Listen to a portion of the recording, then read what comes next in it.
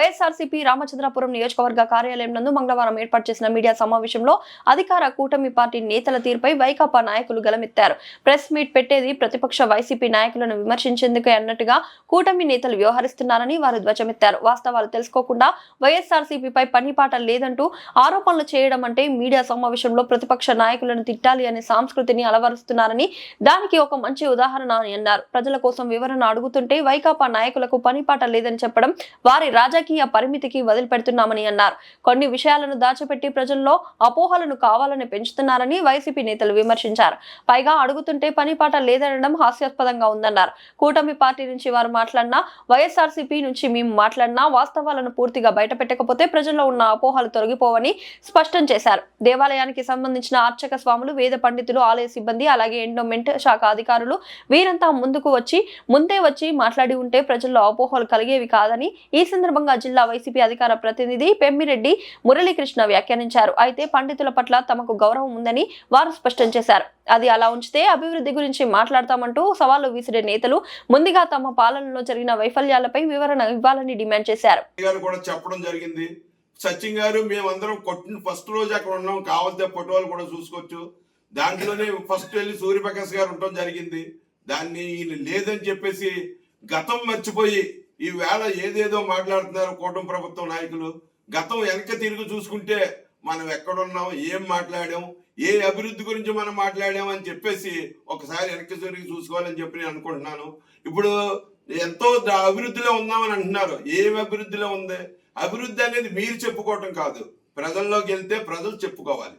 ప్రజల్లోకి వెళ్తే మీకు ఏం జరుగుతుంది అనేది ఏంటి అనేది ప్రజలు చెప్పాలి. మనం బద్దలు కొట్టుకుని మనం వాయించుకోవటం కాదు.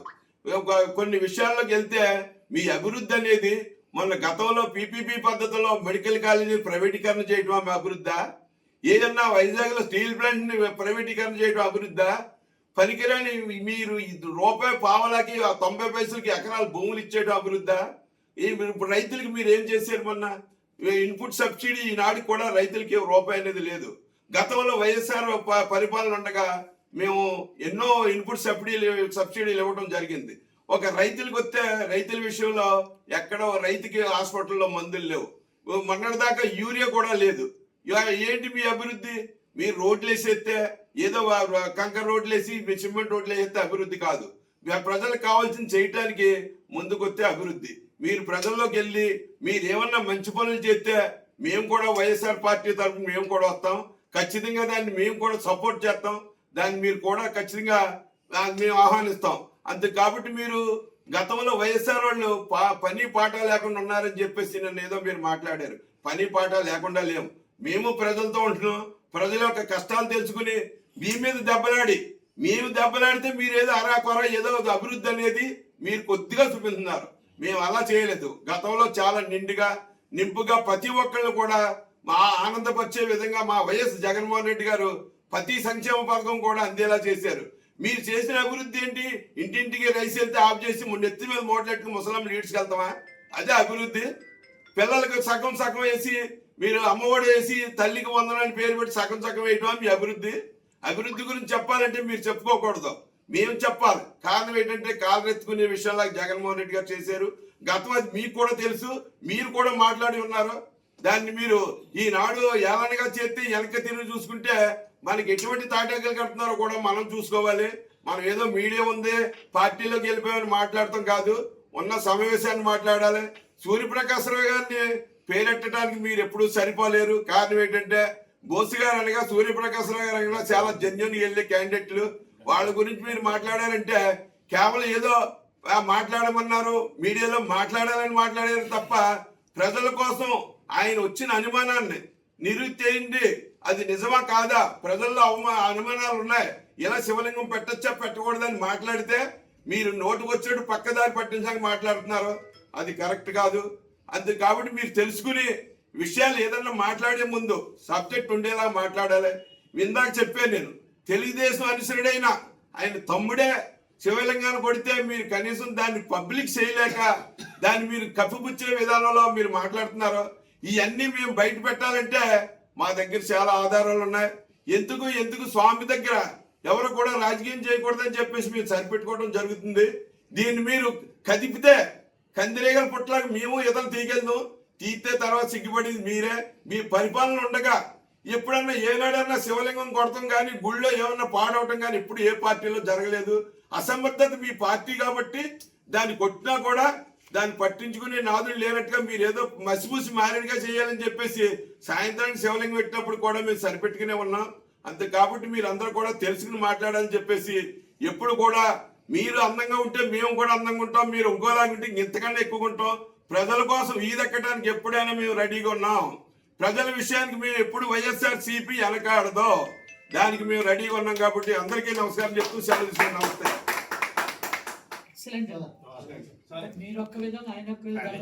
ముఖ్యంగా ఎలక్ట్రానిక్ మీడియా సోదరులకి, ప్రింట్ మీడియా సోదరులకి కూడా ధన్యవాదాలు తెలియజేసుకుంటూ ఈరోజు ఈ ప్రెస్ మీట్ పెట్టడానికి గల ముఖ్య కారణం ఏంటంటే, గత వారం రోజులుగా ద్రాక్షారామ భీమేశ్వర ఆలయంలో జరుగుతున్న ఇష్యూ గురించి మీకు అందరికీ తెలుసున్న విషయమే. దాన్ని మళ్ళీ అదే విషయాన్నే చెప్పకుండా నేను కొంచెం కన్క్లూడ్ చేస్తున్నాను విషయాన్ని. ఏదైతే సూర్యప్రకాష్ గారు ఆదివారం ఉదయం ఒక ప్రెస్ మీట్ పెట్టి సూర్యప్రకాష్ గారు దీని మీద ఆగమశాస్త్ర పండితుల్ని మాట్లాడి చేశారా, లేదంటే భక్తుల మనోభావాలు చాలా ఇబ్బందికరంగా ఉన్నాయి, ప్రజల మనోభావాల్ని పరిగణలోకి తీసుకుని ఒక ప్రతిపక్ష పార్టీ వైఎస్ఆర్ కాంగ్రెస్ పార్టీ రామచంద్రపురం నియోజకవర్గ ఇన్ఛార్జిగా ప్రతిపక్ష బాధ్యత వహిస్తూ ప్రజలకు ఏవైతే అనుమానాలు ఉన్నాయో ఆ అనుమానాలన్నీ కూడా ఆయన వ్యక్తపరచడం జరిగింది. వ్యక్తపరచడం జరగడం అంటే ఆగమశాస్త్ర ప్రకారం అది సాయం సంధ్య సమయం వేళల్లో చేయకూడదని కొంతమంది, చీకటి పడ్డదారు చేయకూడదని కొంతమంది, చీకటి పట్టకుండానే చేసామని కొంతమంది చెప్పడంతో వాటిల్ని సందేహరూపంగా మా ఇన్ఛార్జ్ పిల్లి సూర్యప్రకాష్ గారు ఆదివారం ఉదయం ప్రెస్ మీట్లో అడగడం జరిగింది. దానికి నిన్న తెలుగుదేశం పార్టీ కార్యాలయం నుంచి ప్రెస్ మీట్ కూడా రావడం జరిగింది. మేము చెప్పేది ఒకటే విషయం, మాకు ఏదైతే ద్రాక్షారామాలో కపిలేశ్వర స్వామి శివలింగాన్ని ధ్వంసం చేసిన దండుకులు ఎవరైతే ఉన్నారో, మరి ఆ శివలింగాన్ని ద్రాక్షారామ పరిసర గ్రామ ప్రజలకు ఉన్న అపోహాలని దృష్టిలో పెట్టుకుని ప్రతిష్ట కరెక్ట్గా జరిగిందా లేదా అనేది బాధ్యత వహిస్తూ మా సూర్యప్రకాష్ గారు మాట్లాడటంతో అప్పటి వరకు కూడా అంటే మేమేదో ప్రశ్నిస్తే పార్టీ ఆఫీస్లో మీరు మీటింగ్ పెట్టి పార్టీ ఆఫీస్లో మీరు చెప్పడం కాదు, దేవాలయానికి సంబంధించి ఆర్కాలజీ డిపార్ట్మెంట్ ఉంది, ఎండోమెంట్ డిపార్ట్మెంట్ ఉంది, లేదంటే దేవాలయంలో అడ్మినిస్ట్రేషన్ డిపార్ట్మెంట్ ఉంది. వీరు ఏదైనా చెప్తే అంటే ఆర్కాలజీ డిపార్ట్మెంట్ కానీ, ఎండోమెంట్ డిపార్ట్మెంట్ కానీ, లేకపోతే లోకల్ అడ్మినిస్ట్రేషన్ డిపార్ట్మెంట్ కానీ, లేదంటే వేద పండితులు, మీరు చెప్తున్నారు కదా వేద పండితులు చెప్తే ప్రజలందరూ అర్థం చేసుకుంటారు. వీళ్ళెవ్వరూ కూడా చెప్పకుండా, వీళ్ళెవ్వరూ కూడా దాని మీద మేము అడిగిన క్వశ్చన్కి ఏ విధమైన సమాధానం చెప్పకుండా ప్రతిరోజు ప్రెస్ మీట్ మీరు పెట్టి అవన్నీ కరెక్ట్గానే జరిగినాయి అని మీరు చెప్పడం, మేమెంతో మీరు అంతే. మీరు అధికారంలో ఉండొచ్చు, మేము ప్రతిపక్షంలో ఉండొచ్చు. వాటి గురించి మాకంత తెలుసు, మీకంతే తెలుసు, మాకంతే తెలుసు. దీన్ని నివృత్తి చేయవలసిన బాధ్యత ఎవరిదే? Endowment and archaeology and temple department. వీరు ఇప్పటి వరకు మాట్లాడలేదు. మొన్న ఏదైతే ఆదివారం ఉదయం మా సూర్యప్రకాష్ గారు ప్రెస్ మీట్ పెట్టి మాట్లాడారో, నిన్న సాయంత్రం అంటే ఆదివారం ఉదయం సూర్యప్రకాష్ గారు అడిగితే నిన్న సాయంత్రం ఆదరాబాద్రాగా ఆ శివలింగాన్ని ఎలాగైతే ప్రతిష్ఠించారో అలాగే ఆదరాబాద్రాగా గుమ్మడికలు దొంగరంటే భుజాలు తనుకున్నట్టు మరి మీరు చెప్పారు ఎవరు చెప్పారో తెలియదు, కానీ నిన్న డిపార్ట్మెంట్ స్పందించడం అంటే మేమందరూ కూడా ఎంతో గౌరవంగా భావించే వేద పండితులు కానీ, లేదంటే మేమందరూ కూడా ఎంతో అభిమానంతో కొలిచే బ్రాహ్మణులు కానీ అందరూ కూడా ఇది ఈ రకంగా జరిగింది, ఇది కరెక్ట్గానే జరిగిందని చెప్పడం ఓకే, మాకు అంతవరకు సంతోషం. మేము ఆ జవాబు కోసం ఇన్నాళ్ళు మిమ్మల్ని ప్రశ్నించడం జరిగింది. మేము ప్రశ్నిస్తే మీరు సమాధానం చెప్తారు తప్పితే మాకు మీ సమాధానం కాదు కావాల్సింది. మాకు కావాల్సింది ఆగమశాస్త్ర పండితులు, బ్రాహ్మణులు, వాళ్ళు కరెక్ట్గా చేశారో లేదని వాళ్ళు చెప్తే మాకే కాదు, మీరు సమాధానం మాకు చెప్పాల్సింది కదా. ప్రజలందరికీ కూడా ద్రాక్షారామ పరిసర గ్రామంలో ఉన్న ప్రజలందరికీ కూడా అర్థమయ్యేలాగా చెప్పడం మాకు కావాలి. ఓకే, అంతవరకు ఆ శివాలయం విషయం అక్కడితో ఆప్ చేద్దాం. కాకపోతే నిన్న మీరు మాట్లాడుతూ పార్టీ పరంగా కూడా పని పాట లేని వైఎస్ఆర్ కాంగ్రెస్ పార్టీ కార్యకర్తలు, నాయకులు ఏం మాట్లాడుతున్నారో తెలియదు అని చెప్పేసి మీరు అంటున్నారు. మాకైతే పని పాట చాలా పుష్కలంగా ఉంది. పని పాటతో పాటు ప్రతిపక్ష పార్టీగా ప్రజలు బాధల్ని, ప్రజలకున్న ఇబ్బందుల్ని తెలుసుకుని అడిగే బాధ్యత కూడా మేము నిర్వహిస్తున్నాం. జవాబు చెప్పవలసిన పని మీది, ఎందుకంటే మీరు అధికారంలో ఉన్నారు కాబట్టి. ప్రతి విషయానికి కూడా మీరు నిందలు వేయడం అంటే ఏదైనా ప్రెస్ మీట్ పెడితే నిందించడం నిందలు వేయడం అనేది భావ్యం కాదు. మీకు ఒక్క విషయం మీరు క్లియర్గా మీరు అర్థం చేసుకోవాలి. సూర్యప్రకాష్ గారు గురించి ఒక వ్యక్తి మాట్లాడుతూ తోట తిరుమూర్తులు గారు మాట్లాడారు, చెల్లిపోయిన వేణుగోపాలకృష్ణ గారు మాట్లాడారు, పిల్లి సుభాష్ చంద్రబోస్ గారు మాట్లాడారు, జగ్గిరెడ్డి గారు మాట్లాడారు. వాళ్ళందరూ మాట్లాడిన తర్వాత నీకు గుర్తొచ్చిందని అడిగారు ఒక వ్యక్తి దాంట్లో ప్రెస్ మీట్లో. కొంచెం అది ఏ రోజైతే ముక్కోటి ఏకాదశి, పవిత్ర పర్వతమైన ముక్కోటి ఏకాదశి నాడు అక్కడ కార్యక్రమం ముందు రోజు రాత్రి, ముక్కోటి ఏకాదశి ముందు రోజు రాత్రి ఈ దుర్ఘటన జరిగితే మీరు మర్చిపోయారేమో. కొంచెం అప్పటి నుంచి జరుగుతున్నది ఏంటో కొంచెం తెలుసుకుని మాట్లాడండి. ఆ రోజు నైట్ జరిగితే ఉదయం 11 గంటలకల్లా సూర్యప్రకాష్ అక్కడ ఉన్నాడు. మా ఇన్ఛార్జ్ సూర్యప్రకాష్ గారు ఉదయం 11 గంటలకల్లా అక్కడ ఉన్నారు. అక్కడ ఉండే అన్ని పర్యవేక్షించి 2 గంటల వరకు కూడా అక్కడే ఉన్నారు. మరి మీ కంటికి కనపడుతుందో లేదో మాకైతే అర్థం కాదు. మీరు అన్నదానికి కూడా నేను చెప్తున్నాను. మళ్ళీ తర్వాత రెండో రోజుని మళ్ళీ చిర్ల జగ్గిరెడ్డి గారు జిల్లా అధ్యక్షులు వారు, అదేవిధంగా రాజ్యసభ సభ్యులు శ్రీ పిల్లి సుభాష్ చంద్రబోస్ గారు, మన ఎమ్మెల్సీ అయినటువంటి శ్రీ తోట తిరుమూర్తులు గారు అక్కడికి వస్తే నియోజకవర్గ ఇన్ఛార్జిగా బాధ్యత వహిస్తూ వారిని తోడుకుని అక్కడికి వెళ్ళాడు. ఎవరు? సూర్యప్రకాష్ గారు. మాకు ఒక సంస్కారం ఉంది. మనకంటే పెద్ద వ్యక్తులు మన నియోజకవర్గంకి వచ్చినప్పుడు, పార్టీ పదవుల్లో ఉన్న నియోజకవర్గం వచ్చినప్పుడు ముందు వారు మాట్లాడిన తర్వాత మనం మాట్లాడాలనే సంస్కారం మాత్రం మేము పూర్తిగా ఉండబట్టుకున్నాం. ఆ సంస్కారం ప్రకారం మేము తిరుమూర్తులు గారు, బోసు గారు, జగ్గిరెడ్డి గారు మాట్లాడిన తర్వాత మా నాయకుడు మాట్లాడాడు, ప్రకాష్ గారు మాట్లాడాడు. అంటే దాన్ని కూడా మీరు రాజకీయంగా విమర్శిస్తున్నారంటే నేను ఇక్కడ క్లారిటీగా చెప్తున్నాను. జరిగిన ఏ రోజు రాత్రి అయితే జరిగిందో మన్నాడు ఉదయం కల్లా మా సూర్యప్రకాష్ వచ్చాడు అక్కడికి. మన్నాడు మళ్ళీ మా జిల్లా నాయకులు వచ్చారు, మా సూర్యప్రకాష్ వెళ్ళాడు. ఈ నియోజకవర్గానికి స్థానిక శాసనసభ్యులు, రాష్ట్రానికి గౌరవ మంత్రివర్యులైనటువంటి సుభాష్ గారు అక్కడికి ఎప్పుడు వచ్చారండి? వాసనకి సుభాష్ గారు ఎప్పుడు వచ్చారండి అక్కడికి? మీ చెయ్యి మా వంక చూపితే మా చెయ్య మీ వంక చూపిస్తుంది.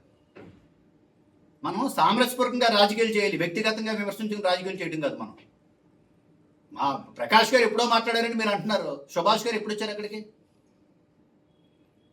సుభాష్ గారు ఎప్పుడు వచ్చారు చెప్పండి. ఇలా చెప్పుకుంటూ పోతే మిమ్మల్ని మేము విమర్శించుకుంటాం, ఇవన్నీ కరెక్ట్ పద్ధతులు కాదు. అక్కడ మేము అడిగింది ఏంటి? ప్రతిపక్ష పార్టీ బాధ్యత వహించాం. మేము బాధ్యతనే మేము అడిగాం. మీరు అవన్నీ చెప్పడం మానేసి డొంకదిల్లని చెప్తారంటే మీకు ఒక్క విషయం షూట్గా చెప్తున్నాను. ఈ శివలింగాన్ని ధ్వంసం చేసిన వ్యక్తి ఎవరైతే ఉన్నారో వాళ్ళ బ్రదర్ ఎవరు? వాళ్ళ బ్రదరు తెలుగుదేశం పార్టీ క్రియాశీలక కార్యకర్త, ఒక కస్టర్ కూడా. శీలం వీరభద్రరావు అనే వ్యక్తి తమ్ముడు. ఈ శీలం పేరు శ్రీనివాస్. ఈ శీలం శ్రీనివాస్ అనే వ్యక్తి నిందితుడు దీంట్లో. వారి బ్రదరు శీలం వీరభద్రరావు అనే వ్యక్తి తెలుగుదేశం పార్టీ కస్టర్. అంటే ఈ శివలింగాన్ని ధ్వంసం చేసిన వ్యక్తులు తెలుగుదేశం పార్టీకి సంబంధించిన వ్యక్తులు కాక మరి ఎవరో చెప్పండి మీరు. ఇదిగో చూసారా పాంప్లెట్? ఈయన ఏంచిన ఫ్లెక్స్.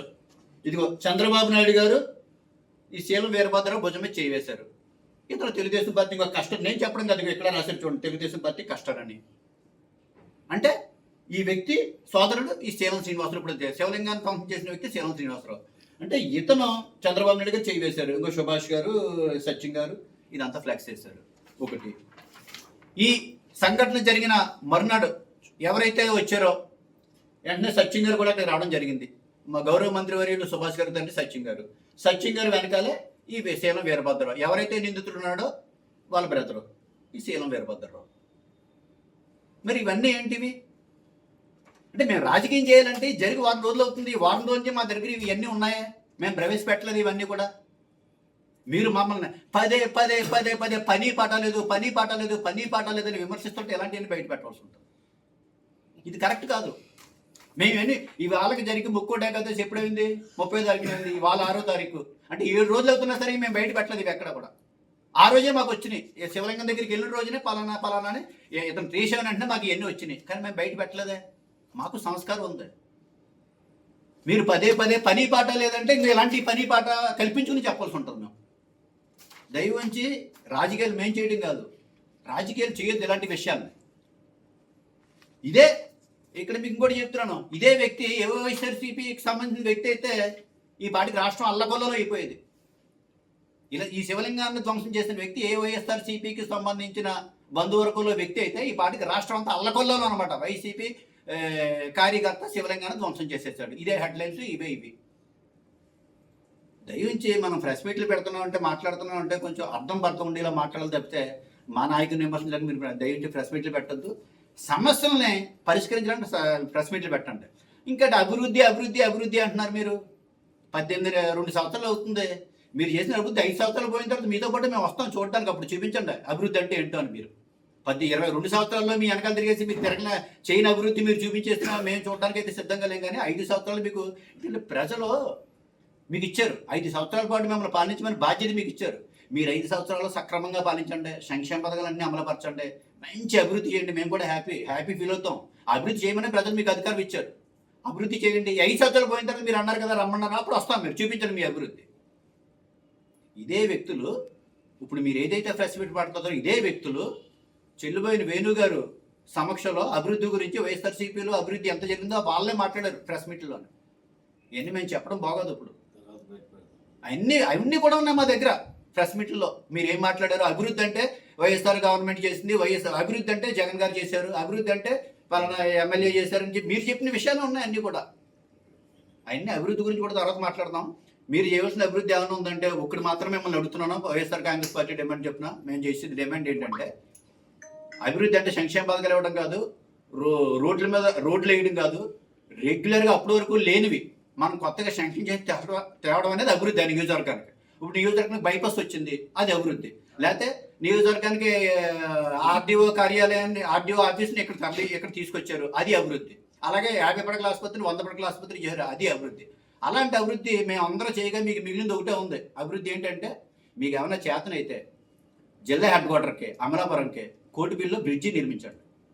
అప్పుడు మీరు అభివృద్ధి చేశారని మేము నమ్ముతాం. అంతేగాని అభివృద్ధి చేసేసామంటే ఇవన్నీ సంక్షేమ పథకాలు ఇవన్నీ కూడా ఏ గవర్నమెంట్ ఉన్నా చేసే మీ బ్రాండ్ అంటూ ప్రత్యేకంగా చేసిన అభివృద్ధి అయితే మాకు తెలిసి ఏమీ లేదు. అయినా ఇంకా 5 సంవత్సరాల టైం ఉంది, 3 సంవత్సరాల టైం ఉంది కాబట్టి అప్పుడు చూద్దాం అభివృద్ధి గురించి. అందరికీ నమస్కారం. ఎక్సలెంట్ అండి.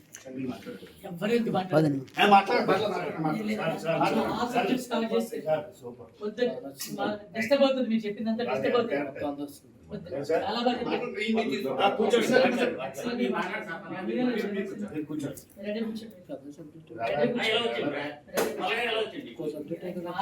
బాగా చేస్తారు.